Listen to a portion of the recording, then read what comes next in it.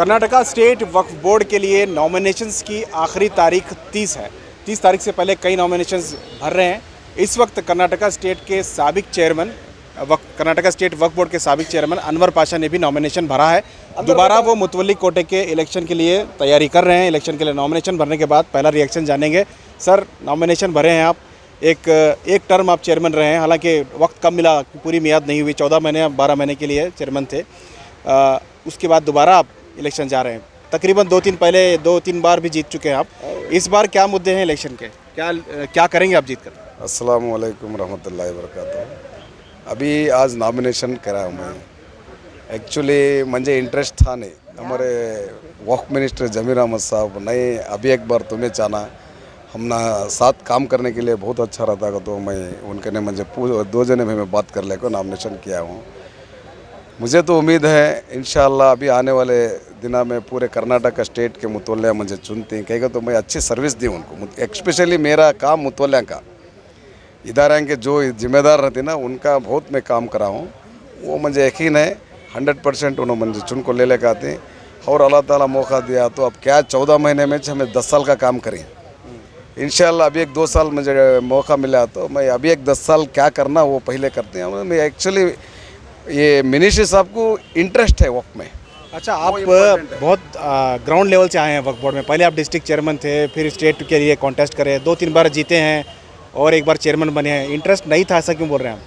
नहीं, अभी दूसरा को भी मौका देना ना। अच्छा, ऐसा? हाँ, अब देखो हमारे दूसरे, अब हमें मिनिस्टर साहब बेंगलुरु से एक कैंडिडेट रेडी करे, हमारे सरवर बेग साहब को, मुझे एक रेडी करे थे। अभी एक 5-6 साल एक्स्ट्रा और एडिशनल उन्होंने भी नॉमिनेशन किए है। सबको भी हिरिस रहते ना, मैं खिदमत करना का, तो दूसरा को मौका देंगे कद बोल को हमें सोचे थे। सो नहीं, एक बार तुम्हें आना जरूरी है, तुम्हारा सर्विस बोर्ड को बहुत इम्पोर्टेंट है कद बोल को मिनिस्टर साहब मुझे डायरेक्शन देने की वजह से नॉमिनेशन किया हूँ। इंशाअल्लाह आने वाले दिनों में पूरे स्टेट के मुतवल्लिया मेरे फेवर में वोट भी करती हूँ। मैं जीत को भी आता हूँ। जीत के आपको अल्लाह ताला और एक बार मुझे मौका दिया तो मैं अभी अब जो 14 महीने में करें काम, हमें अभी 1-2 साल मुझे टर्म मिला तो इंशाअल्लाह अभी जो बहुत सारे काम हैं मिनिस्टर साहब के, बहुत इरादे हैं। देखो, मैं एक बात बोलना चाहता हूँ, कर्नाटक की हिस्ट्री में ये पहली बार इन टाइम इलेक्शन हो रहा वक्फ बोर्ड में। इसके वजह क्या है? हमारे वक्फ मिनिस्टर जमीर अहमद खान साहब, क्योंकि दूसरे ऐसा भी पहले क्या करते थे, बोर्ड नहीं तो हमारे के पूरे लोग आते, कंट्रोल हमारे कंट्रोल में रहता है बोल को, ऐसा सोच को इन टाइम के अंदर कभी इलेक्शन करे नहीं। हमारे मिनिस्टर साहब जमीर अहमद खान साहब ये सोच को, बोर्ड मिनिस्टर दो भी काम करे तो बहुत अच्छा काम होता का, तो उन्होंने सोच को इन टाइम के अंदर हमारी वोटर लिस्ट भी एनरोलमेंट कराए, इन टाइम के अंदर इलेक्शन का कैलेंडर भी इवेंट्स डाले। इंशाअल्लाह दिसंबर 1st वीक और 2nd वीक में बोर्ड नया कॉन्स्टिट्यूट भी होता। हमें मिनिस्टर साहब को भी, उनको भी मजबूत करते हैं। अब पूरे मेंबर चेयरमैन मिनिस्टर साहब के साथ तो हमें सपोर्ट करें तो उनको भी इंटरेस्ट रहता, ज़्यादा से ज़्यादा उन्होंने ग्रांट्स भी देते। और अभी हमें बहुत बड़ा, हमें एजुकेशन डिपार्टमेंट में अब एजुकेशन के लिए 15 कॉलेज ऑलरेडी 15 डिस्ट्रिक्ट में हमें ओपन किए हैं। ये बहुत बड़ा काम है कर्नाटक में।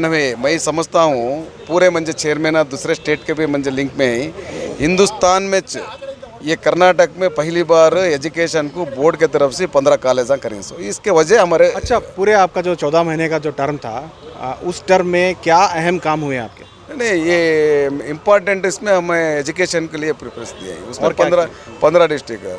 उसके साथ साथ ये हमारे मिनिस्टर साहब उनके खुद के VDP अमाउंट में हमने 15 करोड़ रुपए पैसे दे को हर डिस्ट्रिक्ट को भी, एक हमारे मेरे आवाम को तकलीफ नहीं होना का बोल को एक बेहतरीन एक 39 लाख का एक एम्बुलेंस हर डिस्ट्रिक्ट को भी दी। और डेड बॉडी रखने के लिए फ्रीज़र भी हर तालुक को दी। ये नए वक्त में अभी आ रहे हैं। अभी उन्होंने जनाजे का गुसल देने का टेबल और एक जनाजे गुसल देते एक टेंट, ये सब भी उनके ख्यालात है। उसकी चेयरमैन मेंबर्स मेरे साथ रहे तो अच्छा काम करने के लिए मौका रहता है बोल को उनको बहुत इंटरेस्ट के साथ हमने तुम्हें और एक बार आना चुन को बोल को मुझे भी उन्होंने सपोर्ट करी है। उनके सपोर्ट में इंशाल्लाह हर मुतवल्ली को जाकर मिलता हूँ। मुझे भी यकीन है मुतवल्लियाँ पूरे मुझे सपोर्ट करते। आने वाले दिन में 19 तारीख को चुनाव हुआ और चुनाव में मुझे ज़्यादा से ज़्यादा वोट भी करते। वोट करके मुझे इलेक्ट करे के बाद और इंशाल्लाह अभी 5 साल टर्म मिलता, 5 साल के बाद बहुत सारे काम करेंगे। अच्छा, आप चूंकि इंडिविजुअल कॉन्टेस्ट करते हैं, आप एक कैंडिडेट हैं, इसी तरह से आपके साथ में सर्वर बेग भी हैं, तो क्या उनके लिए भी आप वोट मांगेंगे या इंडिविजुअल लड़ना है आप लोगों को? 100% इंडिविजुअल नहीं, हमें दोनों बिल्कुल लड़ रहे हैं। ऑलरेडी हमें 2 डिवीज़न में, हमारे मैसूर डिवीज़न और बेंगलुरु डिवीज़न में सर्वर बेग साहब को फर्स्ट वोट देना है। मैं जा कैनवास करूँ हर डिस्ट्रिक्ट में जाकर फर्स्ट प्रेफरेंस का। First preference. ये भी देखो हमारे बोर्ड के इतिहास में एक कैंडिडेट और एक कैंडिडेट को बाजू खड़ा कर ले को वोट पूछा सो मैं ही पहला। तो मैं पीछे कौन से इसमें भी देखो 2 डिवीज़न में उनको फर्स्ट वोट देने बोला हूँ और 2 डिवीज़न में इंशाल्लाह गुलबर्गा डिवीज़न और बेलगाम डिवीज़न में फर्स्ट वोट मैं लेता हूँ, सेकेंड वोट उनको देता हूँ। ऐसे तरीके से हमें 2 जने भी जीत को आना तो हमारे मिनिस्टर साहब का वादा है, हमें इंशाल्लाह उनका वादा भी पूरा करते हैं। ओके, नॉमिनेशंस इसके बाद में होंगे, सिर्फ कॉन्टेस्ट हो रहे हैं? ये इलेक्टेड इसमें 7 मेंबर्स को अब जो नोटिफिकेशन हुआ, एक parliament member, 2 assembly member, 2 bar council के, 2 मुतवल्ली कैटेगरी से के, ये पूरे मिलकर 7 मेंबर्स से इलेक्ट होने के बाद और next step nominated members government minister साहब करते हैं। अच्छा, ये वक्फ अदालत का भी एक लंबा दौर चला आपका, काफ़ी हंगामा रहा वक्फ बोर्ड के तरफ से, पहली बार वक्फ अदालत का कॉन्सेप्ट रहा, उसका रिएक्शन भी आ रहा है। मतलब कहीं अब तक तारीफ होती रही थी, लेकिन अब कुछ लोग हमला भी कर रहे हैं, उसके बारे में क्या कहें? देखिए, कर्नाटक में मैं वक्फ अदालत 11 डिस्ट्रिक्ट में हमें करे, खुसूसन लास्ट वक्फ अदालत हमें बीजापुर में करे। 12,000 एकड़ लैंड हमारी वहाँ लैंड रिफॉर्म एक्ट में, इनाम लैंड अबॉलिश एक्ट में, लैंड एक्विजिशन एक्ट में चली गई।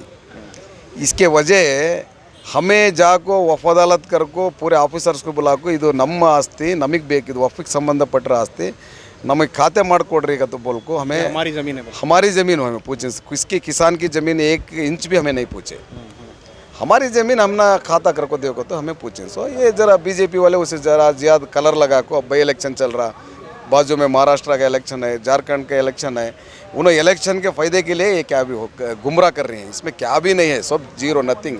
फिर एच.के. पटेल साहब का कुछ स्टेटमेंट आया है कि वापस लेंगे इस नोटिस, ऐसा कुछ? नहीं, वो सिर्फ 773 एकड़ हमारी बचको है लैंड, उसमें थोड़े खाते नहीं हुए, वो खाते को हमें नोटिस इशू करें, उसे बोले नहीं उन्होंने। अगरचे किसान को हमें क्या अभी उनके नाम पर सो लैंड को नोटिस इशू करे तो वापस लेंगे बोले सो। मतलब वो ज़मीन जितनी भी नोटिस है वो वफ़ की है? हाँ, 100% ऑफ किया है। ओके, तो बहुत बहुत शुक्रिया आपका। ये थे अनवर बादशाह। इससे पहले भी कई इंतखाबात में वो लड़े हैं, इससे पहले भी वो जीते हैं। इस बार 2 कैंडिडेट के साथ, अपने साथ एक और कैंडिडेट के साथ वो मैदान में उतरे हैं। मैसूर बेंगलुरु डिवीज़न के लिए वो फर्स्ट प्रेफरेंस वोट उनके लिए मांग रहे हैं, सर्वर बेग के लिए, और हैदराबाद, कर्नाटक और बेलगाम डिवीज़न के जो वोट है वो उसे फर्स्ट प्रेफरेंस अपने लिए मांग रहे हैं। तो ये 2 कैंडिडेट इस वक्त मैदान में नॉमिनेशन भरे हैं। इसके अलावा भी बहुत सारे कैंडिडेट हैं। हैदराबाद डिवीज़न से दरगाह बंदा नवाज़ के सज्जादा नशीन के फर्जंद अली अल हुसैनी साहब भी मैदान में हैं, और भी कई उम्मीदवार जो हैं मैदान में हैं। इस बार का इलेक्शन काफ़ी ख़ास है, क्योंकि इसमें इस बार काफ़ी कंपटीशन देखने को मिल रहा है, और बड़े लोग इसमें मैदान में इस वक्त मौजूद हैं। देखना होगा कि इलेक्शन किस तरह से आगे जाता है। 2 मुतवल्ली इलेक्ट होंगे, 2 मुतवल्ली कैटेगरी में यहाँ इलेक्ट होंगे। इसके बाद जो है अलग अलग कैटेगरी के इलेक्शन होने के बाद फिर चेयरमैन का इलेक्शन होगा। तो देखना होगा कि किस तरह से ये मामला होगा। 19 तारीख को वोटिंग होगी। आने वाले दिनों में भी इस ताल्लुक से हम लोग आपको अपडेट देते रहेंगे। कैमरा पर्सन समीर के साथ शाहिद काजी, बेंगलुरु।